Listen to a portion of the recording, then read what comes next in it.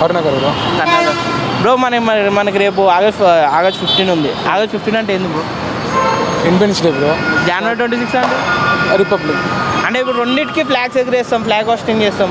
అది మన కాన్స్టిట్యూషన్, మనం రాజ్యాంగం ఎట్లా మన రైట్స్ కోసం, ఇది మనకు ఫ్రీడమ్ వచ్చింది కదా, అది మనం పెట్టుకున్నాం, మన అంబేద్కర్ ఇచ్చింది కదా, right to freedom, right to vote, right to అలా, ఇదేమో స్వాతంత్రం. ఓకే, ఇప్పుడు మీకు ఎవరైనా ఫ్రీడమ్ ఫైటర్స్ పేర్లు తెలుసా?